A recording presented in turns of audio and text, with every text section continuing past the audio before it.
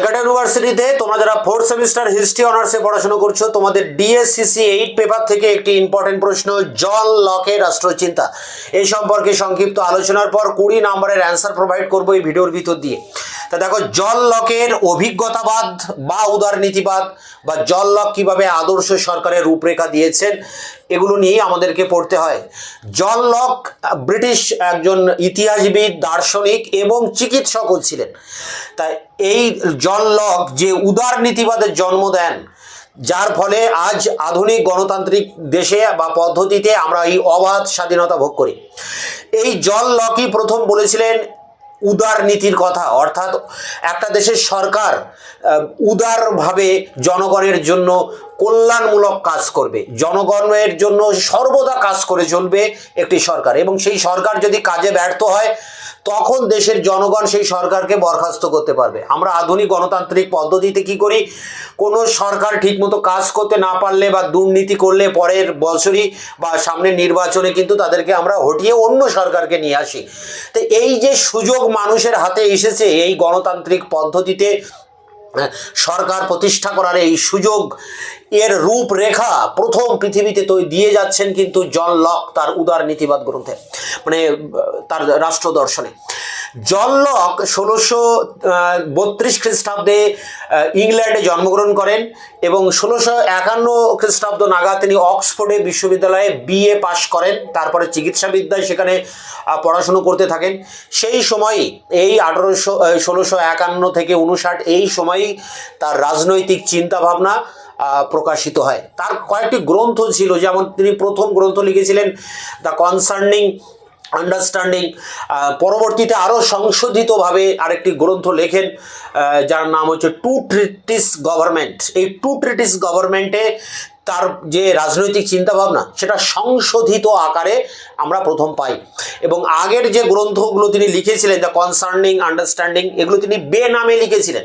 Actually তখন তো পৃথিবীতে একটা মানে যে হাওয়া চলছে, রাজনীতির হাওয়া, সেটা ছিল এক কেন্দ্রিক স্বৈরাচারী নিরঙ্কুশ ক্ষমতার এক বাতাবরণ চলছিল। কারণ সেই সময় ফিল্মার বলে যে মানে দার্শনিক রয়েছেন, সেই ফিল্মার তার তত্ত্বে সারা পৃথিবী জুড়ে প্রচার করেন যে রাজার ক্ষমতা সর্বশ্রেষ্ঠ এবং রাজার এই ক্ষমতা ঈশ্বর প্রদত্ত, ঈশ্বরই রাজাকে সৃষ্টি করেছেন। রাজাকে অমান্য করা মানে ঈশ্বরকে অমান্য করা। এইভাবে রাজার উপরে একটা দেবত্ব তত্ত্ব বা ঐশ্বরিক যে মতবাদ, সেই মতবাদকে তুলে ধরেছিলেন এই ফিল্মার। এবং এইভাবে রাজতন্ত্রকে তিনি আরও শক্তিশালী করার চেষ্টা করেন তার এই সমস্ত প্রচার বা বক্তব্যের মধ্যে দিয়ে। ফিল্মার এই পরিস্থিতি বা এই সময় কিন্তু এই জন লকের আবির্ভাব। ইংল্যান্ডে যখন প্রোটেস্ট্যান্ট এবং ক্যাথলিকদের মধ্যে বিরোধ চলছে, ঠিক সেই সময়ে যে রাজা প্রথম জন, তাকে ফাঁসি দেওয়া হয়। ক্যাথলিকরা মানে প্রোটেস্ট্যান্টরা ফাঁসি দিয়েছিলেন। এবং সেই সময় 1688 সালে ইংল্যান্ডে গৌরবময় বিপ্লব হয়। এবং এই গৌরবময় বিপ্লবের ফলে কি হয়, যে রাজাও থাকবেন আবার গণতন্ত্রও থাকবে। একদিকে পার্লামেন্ট বা প্রধানমন্ত্রী থাকছেন, অন্যদিকে রাজা বা রাজতন্ত্র থাকছে। এই যে দুটির সহবস্থান, রাজতন্ত্র এবং গণতন্ত্রের, এর প্রথম উল্লেখ আমরা ইংল্যান্ডে পাচ্ছি, ব্রিটেনে পাচ্ছি। এই সময়কার মানুষ ছিলেন কিন্তু জন লক চাক্ষুষ দেখেছিলেন 1688 গৌরবময় বিপ্লব। তাই এর ফলে তার রাজনৈতিক চিন্তাধারা আরও বিকশিত হয়। রাজবিরোধিতার খুব একটা ব্যাপার কিন্তু তিনি সম্মুখীন হননি। তাই তিনি রাজার বিরুদ্ধে, রাজতন্ত্রের বিরুদ্ধে এই সমস্ত কথা বা তার রাজনৈতিক চিন্তাধারা প্রকাশ করেছিলেন। তার যে গ্রন্থ দ্য টু ট্রিটিস গভর্নমেন্ট, এই গ্রন্থে জন লকের যে রাজনৈতিক চিন্তাধারা সেটা প্রকাশিত হয়। সেখানে বলা হচ্ছে, দেখো কয়েকটি কথা। অভিজ্ঞতাবাদ। জন লক বলছেন যে মানুষ যখন জন্মায় তখন তার মনের খাতা থাকে সাদা কাগজের মতো, সেখানে কোনো কিছু থাকে না, জ্ঞান ফাঁকা থাকে, শূন্য থাকে। পরবর্তীকালে বিভিন্ন অভিজ্ঞতার ভিতর দিয়ে সে জ্ঞান লাভ করে। অর্থাৎ এই জগৎ সংসারে যা কিছু আমরা দেখছি, আইন শৃঙ্খলা, মানুষ, ধর্ম, সংগঠন, সমাজ, যা কিছু দেখছি সবই এই অভিজ্ঞতার ফসল। অভিজ্ঞতার মধ্য দিয়ে মানুষ প্রজ্ঞা বা জ্ঞান লাভ করে এবং সেই জ্ঞান আবার বিভিন্ন প্রজ্ঞার ভিতর দিয়ে কংক্রিট একটা রূপ ধারণ করে। এই অভিজ্ঞতাবাদের জন্ম দিচ্ছেন জন লক।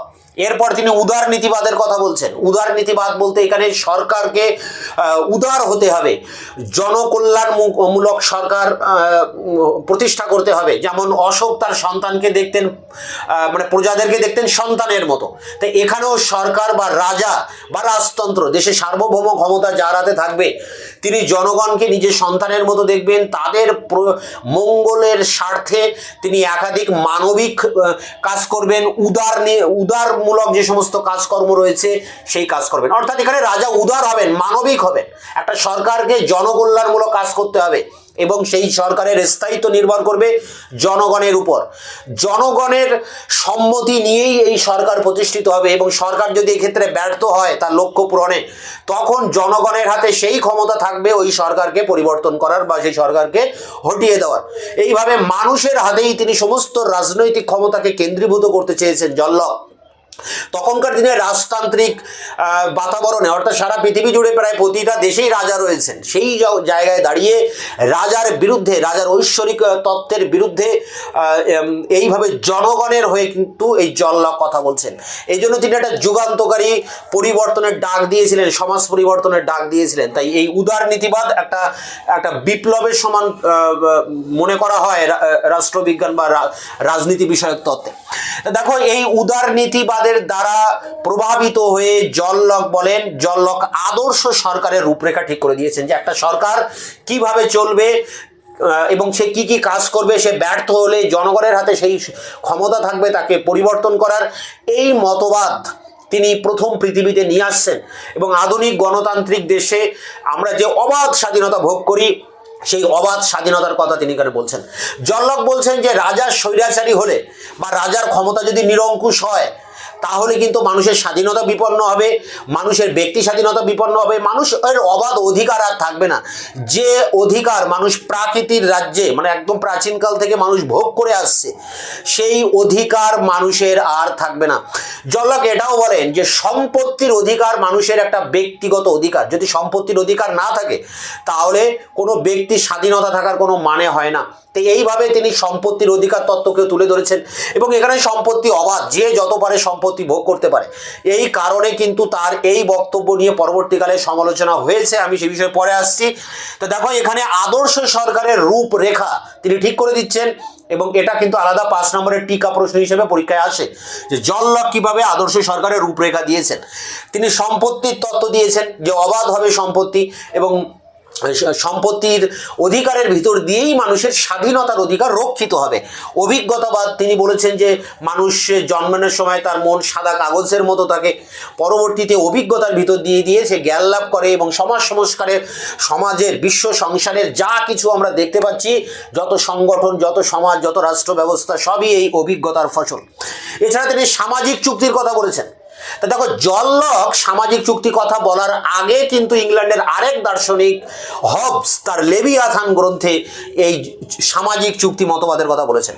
সেই সামাজিক চুক্তির মতবাদের মূল বিষয় হচ্ছে এই যে প্রাচীনকালে বা আদিমকালে মানুষ প্রকৃতির রাজ্যে বাস করত এবং প্রকৃতির রাজ্যে মানুষ স্বাভাবিক নিয়ম নীতি মেনে চলতো, কারণ মানুষের মধ্যে একটা প্রবণতা আছে শৃঙ্খলিত হওয়া, নিয়ম নীতির মধ্যে দিয়ে চলা। এটা কিন্তু মানুষের মধ্যে একটা সহজাত বৈশিষ্ট্য, যে বৈশিষ্ট্য অন্য জীবজন্তুর মধ্যে নেই, মানুষের মধ্যে আছে। তা মানুষের এই শৃঙ্খলিত হওয়ার বোধ থেকেই এই প্রাকৃতিক আইনের সৃষ্টি, অর্থাৎ প্রকৃতির রাজ্যে যা কিছু নিয়ম কানুন তৈরি হয়েছে সব প্রাকৃতিক আইনের উপর ভিত্তি করে তৈরি হয়েছে। যে আইন অমান্য করতে পারবে না কেউ, না জনগণ না রাজা। সে আমরা পরে আসবো যে রাজা কিভাবে আসছে। দেখো, সামাজিক চুক্তিতে মানুষ নির্ভয়ে শান্তিতে প্রকৃতির রাজ্যে বসবাস করত। তবে পরবর্তীকালে এই প্রকৃতির রাজ্যে অশান্তি দেখা দেয় বিভিন্ন কারণে। ভেদাভেদ যখন মানুষের মধ্যে তৈরি হয় তখন আস্তে আস্তে মানুষের মধ্যে রেষারেষি তৈরি হয়, অশান্তি শুরু হয়। এই অশান্তির হাত থেকে বাঁচার জন্য মানুষ সংঘবদ্ধ হয়ে নিজেদের মধ্যে, একটা মানুষ আরেকটা মানুষের সাথে ব্যক্তিগতভাবে বোঝাপড়ার ভিতর দিয়ে তাদের যে সার্বভৌম ক্ষমতা একজন ব্যক্তির হাতে তুলে দেয়। সবাই সম্মিলিতভাবে একটা সামাজিক চুক্তির ভিতর দিয়ে সেই ক্ষমতা, তাদের শাসন করার ক্ষমতা, তাদের সার্বভৌম ক্ষমতা একজন ব্যক্তির হাতে বা একটা প্রতিষ্ঠানের হাতে তুলে দেয়। সেই ব্যক্তি বা প্রতিষ্ঠান পরবর্তীকালে রাজা বা সম্রাটে পরিণত হন। এইভাবে রাজার সৃষ্টি হয়েছে, অর্থাৎ জনগণ নিজেদের নিরাপত্তার জন্য একজন নিরাপত্তা রক্ষীকে নিয়োগ করেছে, আর বিনিময়ে রাজাকে এই সমস্ত জনগণ মান্যতা করবে এবং কর প্রদান করবে। অর্থাৎ এখানে টাকার বিনিময়ে সিকিউরিটি নেওয়া হচ্ছে। রাজাকে নিয়োগ করা হয়েছে সিকিউরিটি হিসেবে, এই জনগণকে সিকিউরিটি দেবে এবং তার জন্য রাজাকে তারা টাকা বা অর্থ দিয়ে সাহায্য করবে। তো এই রকম একটা কন্ট্রাক্ট বা একটা চুক্তির মধ্য দিয়ে রাষ্ট্রের উদ্ভব হয়েছে। কিন্তু হবসের এই বক্তব্য কিন্তু লক একটা জায়গায় বিরোধিতা করেছেন। তিনি বলছেন যে প্রাকৃতিক রাজ্য, এই যে সামাজিক অবস্থার কথা লক বলছেন, এই সামাজিক অবস্থায় ছিল না, তখন ছিল প্রাক রাজনৈতিক অবস্থা, একেবারে রাষ্ট্র গঠনের প্রাক মুহূর্ত। সেই সময়ে মানুষরা তাদের একটা চুক্তির মধ্য দিয়ে, রাষ্ট্রনৈতিক চুক্তির মধ্য দিয়ে রাজার হাতে সমস্ত ক্ষমতা অর্পণ করে বা একটা সার্বভৌম প্রতীককে সমস্ত ক্ষমতা অর্পণ করে। তো এইভাবে সামাজিক চুক্তির মতবাদ উঠে এসেছে, যেটা হবস দিয়েছেন, সেটাকে আরো ভালো মডিফাই করে আরো সুন্দর করে লক উপস্থাপনা করেছেন এবং এই প্রকৃতির রাজ্য এবং আইন, প্রকৃতির আইনের প্রসঙ্গ তিনি তুলে ধরেছেন। তো এই লকের বিষয়বস্তু বলতে এই যে লকের উদারনীতিবাদটা একটু আলোচনা করতে হবে, আর লকের অভিজ্ঞতাবাদ এবং আদর্শ সরকারের রূপরেখা।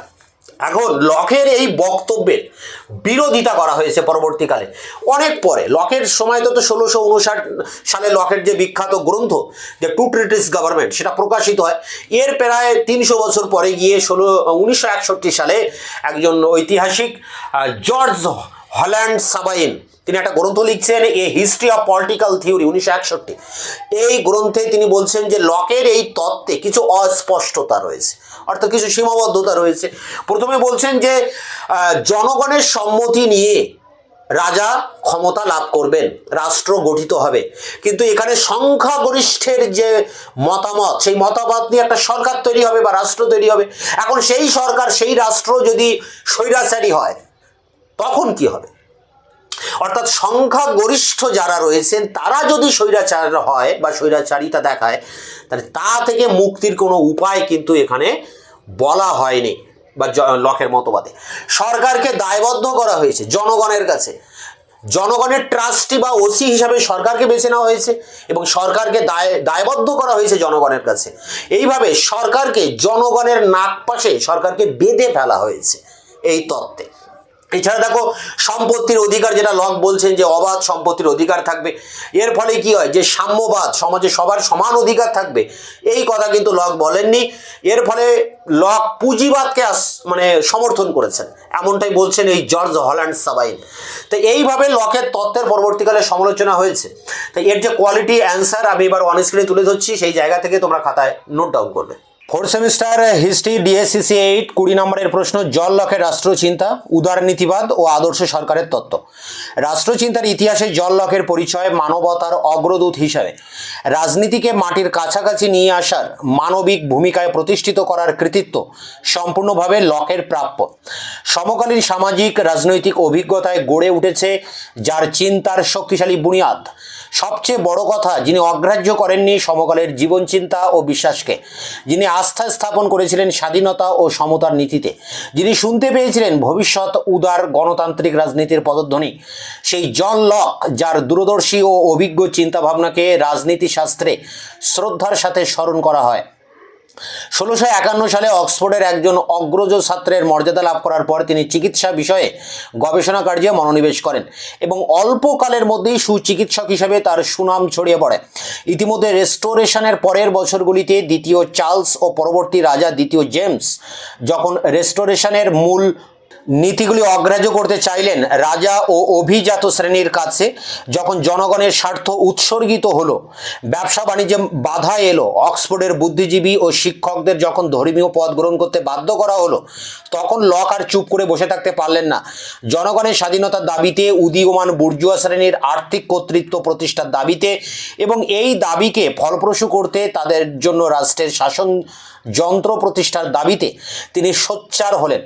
ধর্ম, শাসন সংস্কার ও আর্থিক নীতির ক্ষেত্রে বৈপ্লবিক পরিবর্তনের আশায় শুরু হয় বৈপ্লবিক উদারবাদকে প্রতিষ্ঠিত করার সাধনা। প্যারা করে লকে রাষ্ট্রচিন্তার মধ্যে সমকালের মেজাজ প্রতিফলিত হলেও ভাবে ও ভঙ্গিতে তা ছিল পৃথক ও সম্পূর্ণ স্বতন্ত্র। লকের রাষ্ট্রচিন্তা প্রথমত অভিজ্ঞতাবাদ সমৃদ্ধ চিন্তা, সমকালের বাস্তব অভিজ্ঞতায় পুষ্ট চিন্তা। দ্বিতীয়ত লকের রাষ্ট্রচিন্তায় প্রাধান্য পেয়েছে পরমত সহিষ্ণু উদার ভাবনা প্রসূত চিন্তা।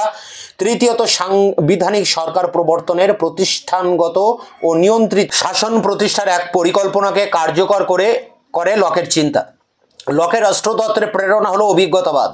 মধ্যযুগীয় অলৌকিক ও অতি প্রাকৃত চিন্তা এবং প্রচলিত ধর্মীয় চিন্তায় আসক্ত ছিলেন না তিনি। An easy concerning human understanding 1681 খ্রিস্টাব্দের গ্রন্থে লক কল্পনাবিলাসী ভাবনাকে বর্জন করে বৈজ্ঞানিক বস্তুনিষ্ঠ ও নৈব্যক্তিক দৃষ্টিভঙ্গির সাহায্যে সৃষ্টি করলেন এক নতুন জ্ঞান ভাণ্ডার। অভিজ্ঞতাই যে মানুষের চিন্তাভাবনা ও কর্মের প্রেরণা, একথা লক স্পষ্ট করেই বলেন। এক কথায় লকের অভিজ্ঞতাবাদ এই শিক্ষা দেয় যে মানুষের কার্যকলাপ ও নৈতিকতার পেছনে একটি বিশ্বাস কাজ করে। বিশ্বাসটি হলো দেবতা অর্থাৎ ঊর্ধ্বতন শক্তির উপস্থিতি। এই বিশ্বাস মানুষের সংবেদনশীলতা ও আত্মদর্শনেরই একাত্ম রূপ। মানুষের প্রকৃতি সম্পর্কে লকের অভিজ্ঞতাবাদ বলে, এক, ঈশ্বর মানুষকে পৃথিবীতে প্রেরণ করেছেন এক বিশেষ উদ্দেশ্য নিয়ে। 2, মানুষের নৈতিক কর্তব্য তার প্রকৃতি থেকে প্রতিভাত হয়। 3, মানুষের মন, বুদ্ধি, যুক্তি ও কাজ করার সব রকম গুণাবলীর মধ্যে রয়েছে শৃঙ্খলার অনুবর্তী হওয়ার শক্তি। 4, আইন শৃঙ্খলা, কর্তব্য, সংগঠন সবকিছু সম্পর্কে জ্ঞানী অভিজ্ঞতা এবং তা মানুষকে সমাজ ও শৃঙ্খলার তাৎপর্য সম্পর্কে অবহিত করে। লকের উদারবাদ 3টি সত্যের উপর প্রতিষ্ঠিত, যথা এই উদারবাদ ব্যক্তি স্বাধীনতায় বিশ্বাসী। লকের কাছে স্বাধীনতা হলো অপরের স্বেচ্ছাচারের বিরুদ্ধে গ্যারান্টি। বস্তুত লক অবাধ সার্বভৌম ক্ষমতার বিরোধী। তার মতে জনগণের সম্মতি না থাকলে রাষ্ট্র শক্তির বৈধতা থাকতে পারে না।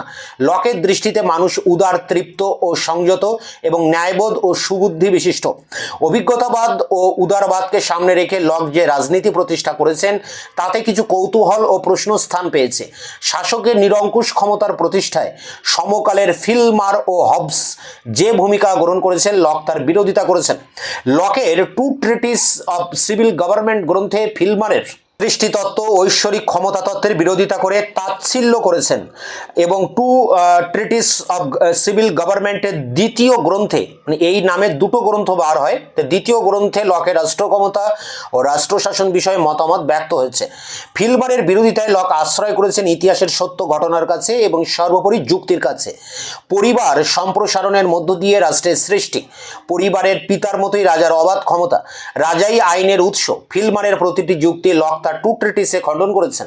যেমন লক প্রশ্ন তুলেছেন, পিতার ক্ষমতার শ্রেষ্ঠত্ব কি প্রশ্নাতীত? জ্যেষ্ঠের উত্তরাধিকারের তত্ত্বের সাক্ষ্য প্রমাণ কি? রাষ্ট্রের প্রকৃত উত্তরাধিকার রাজা, একথাও প্রমাণিত সত্য নয়। লকের মতে সপ্তদশ শতকে যখন বিজ্ঞান দীপ্তিতে ভাস্বর, তখন দেবতাতান্ত্রিক চিন্তা ও মানব সৃষ্টির আদিমতা ব্যাখ্যাকে পুনরুজ্জীবিত করার ফিলমারির প্রচেষ্টা উদ্ভট ও হাস্যকর। লকের মতে প্রকৃতির রাজ্য ছিল প্রাক রাজনৈতিক অবস্থা, প্রাক সামাজিক অবস্থা নয়। প্রকৃতির রাজ্যে সমাজ জীবনযাপনের যাবতীয় বৈশিষ্ট্যই উপস্থিত ছিল। শান্তি ছিল, শৃঙ্খলা ছিল, মানুষের সুসম্পর্ক ছিল। লকের কথায় প্রকৃতির রাজ্য ছিল a state of perfect freedom, a state of equality, a state of peace, good will, mutual assistant and preservation. ন্যায়বোধের স্বাভাবিক নীতি দ্বারা মানুষ পরিচালিত হয়েছে। এই নীতি ছিল প্রকৃতির আইন। এই প্রাকৃতিক আইনের সাথে রাজনৈতিক সমাজ সৃষ্ট প্রাতিষ্ঠানিক আইনের কোনো বিরোধ ছিল না। লকের মতে প্রকৃতির আইন সেই নিয়মের সমষ্টি যা সর্বযুগে সর্বক্ষেত্রে মানুষের আচরণকে নিয়ন্ত্রণ করে। এই আইনের বিচারক হলো প্রজ্ঞা বা রিজন। প্রকৃতির রাজ্যে মানুষের সমান অধিকার এই প্রজ্ঞা আইনেরই সৃষ্টি। সমান অধিকারের এই ধারণা থেকেই এসেছে আত্মরক্ষা, অধিকারবোধ ও মানবিক সুসম্পর্ক বজায় রাখার প্রশ্নে লক এ প্রসঙ্গে আরও বলেন, মানুষ সর্বদা প্রজ্ঞা আইনের বশবর্তী থাকবে তার কোনো গ্যারান্টি নেই, কারণ প্রকৃতির ন্যায়নীতি কার্যকর করার মতো প্রতিষ্ঠান ওই সময় গড়ে ওঠেনি। প্রকৃতির রাজ্যে এই অশিক্ষিত অবস্থায় প্রকৃতির রাজ্য থেকে মানুষকে রাজনৈতিক তথা রাষ্ট্র গঠনে উদ্বুদ্ধ করে, নৈরাজ্যের বিরুদ্ধে নিরাপত্তাকে নিশ্চিত করত, নিজের জীবন স্বাধীনতা সম্পত্তির অধিকারকে নিরাপদ করতে, সামাজিক শৃঙ্খলাকে সুরক্ষিত করতে ঐক্যবদ্ধ হওয়া, রাষ্ট্র গঠন করা এবং নিজেদের রাজনৈতিক কর্তৃপক্ষ তথা সরকারকে সুশাসনে আনার প্রয়োজন বোধ করল মানুষ। প্যারা করে লক রাজনৈতিক কর্তৃত্বের ভিত্তি হিসাবে চুক্তি কথাটির উপর গুরুত্ব দিয়েছেন। তার মতে কর্তৃত্ব কথাটি মামুলি, সাধারণের ইচ্ছা ও সম্মতির ভিত্তিতে এর আবির্ভাব। প্রকৃতিতে মানুষ নিজেদের মধ্যে ঐক্যমত হয়ে ও বোঝাপড়া করে তাদের স্বাভাবিক কর্তৃত্ব ছেড়ে দেয় কোনো ব্যক্তির কাছে নয়, সমাজের কাছে। এইভাবে মানুষ সৃষ্টি করে গণতান্ত্রিক কর্তৃপক্ষ। লক চুক্তির দুটি পর্যায়কে চিহ্নিত করেছেন। ক, জীবন স্বাধীনতা ও সম্পত্তির অধিকারকে বাহ্য বিপদ থেকে রক্ষার জন্য চুক্তির মাধ্যমে মানুষ রাজনৈতিক সমাজের সৃষ্টি করেছে। খ, এই সমাজের কর্তৃত্ব মেনে নিতে হবে। 3, স্বৈরশাসন প্রতিরোধের বৈধ উপায় হিসাবে গণবিদ্রোহ বা গণ অভ্যুত্থান আইনত স্বীকৃতি। 4, রাষ্ট্র ক্ষমতার পৃথকীকরণ। এরপরে দেখো সমালোচনা, অর্থাৎ লকের তত্ত্বের এবার সমালোচনা হচ্ছে। যে কোনো দার্শনিক তত্ত্বের কিন্তু ক্রিটিসিজম বা সমালোচনার অংশ অবশ্যই লিখতে হয়। লক রাষ্ট্রচিন্তাকে উদার ও সময় উপযোগী করে তোলার ক্ষেত্রে কৃতিত্বের দাবি রাখলেও তার বক্তব্য সমালোচনা মুক্ত নয়। জর্জ হল্যান্ড সাবাইন তার a history of political theory 1961-তে লকের তত্ত্বে যেসব অস্পষ্টতা লক্ষ্য করেছেন তা হলো, লক বলেছেন প্রতিটি মানুষের সম্মতি থেকে পৈর ক্ষমতার উদ্ভব হয় এবং আদিম চুক্তির দ্বারাই মানুষ সমাজে সম্মিলিত হয়। কিন্তু কেমন করে আদিম চুক্তি গড়ে উঠেছে তা লক বলেননি। পরেরটি দেখো, লকের তত্ত্বের দুটি পর্যায়, যেখানে লক বলেছেন ব্যক্তি মানুষের সম্মতি ও প্রয়োজন অনুসারে সমাজ চলে এবং সমাজ সংস্থা পরিচালিত হয়। সংখ্যাগরিষ্ঠের সম্মতি নিয়ে প্রশ্ন হলো, ব্যক্তির স্বৈরাচারিতা কল্যাণ কর নয় ঠিকই, কিন্তু সংখ্যাগরিষ্ঠের স্বৈরাচারিতার কথা কি লক বলেছেন? সরকারকে জনগণের ওসি বা ট্রাস্টি হিসেবে উপস্থিত করে লক সরকারকে জনগণের কাছে দায়বদ্ধ করেছেন এবং জনগণের অধীনতা পাশে আবদ্ধ করেছেন। লকের তত্ত্ব হুইগ উদারবাদের দ্বারা প্রভাবিত। এই উদারবাদ একদিকে সরকারকে জনগণের কল্যাণ সাধনের জন্য দায়ী মনে করে, অন্যদিকে বৃহৎ স্বার্থ তথা রাজা, অভিজাত, যাজকগণ ও সাধারণ স্বার্থের ভারসাম্য রক্ষাকারী শক্তি হিসেবেও সরকারকে দেখে। লকের তত্ত্বে সম্পত্তির অধিকার সমাজের ক্ষমতাকে সীমিত করেছে এবং নিষিদ্ধ করেছে ব্যক্তিগত স্বাধীনতা ও সম্পত্তিতে হস্তক্ষেপ। বিপ্লবের সমর্থক হলেও লক ছিলেন বিপ্লবের সতর্ক ও রক্ষণশীল প্রহরী। লক সম্পদশালীর অর্থনৈতিক ক্ষমতা ও আধিপত্যকে ক্ষুণ্ণ করতে চাননি এবং পুঁজিবাদকেই প্রশ্রয় দিয়েছেন। সাম্যবাদ বা সামাজিক সমতা বিষয়ক কোনো আমূল সংস্কারবাদী ধারণা তার ছিল না। শেষ প্যারা, পরিশেষে বলা যায় ত্রুটি, বিচ্যুতি বা সমালোচনা থাকলেও লকের চিন্তার মূল আহ্বান নষ্ট হয়ে যায়নি। তার চুক্তি ও সম্পত্তির তত্ত্ব, জনগণের সার্বভৌমতার ধারণা, ব্যক্তির অলঙ্ঘনীয় অধিকারের কথা বর্তমানেও প্রগতিশীলতার নজিররূপে পেশ করা হয়। লকের সাফল্য যুগ পরিবর্তনের, সমাজ পরিবর্তনের গতিটিকে ধরে রাখতে পারার মধ্যে। ম্যাকিয়াভেলি, ইরাসমাস যেখানে ব্যর্থ, লক সেখানেই সফল। তো এই ছিল জন লকের মতবাদ বা তার রাষ্ট্র দর্শনের উপর 20 নম্বরের প্রশ্ন উত্তর। এটি সংগ্রহ করে পরীক্ষার প্রস্তুতি নাও। তোমাদের এই CC8 পেপারের সব প্রশ্নের উত্তর চ্যানেলে আপলোড করা আছে। দেখা হচ্ছে অন্য ভিডিওতে।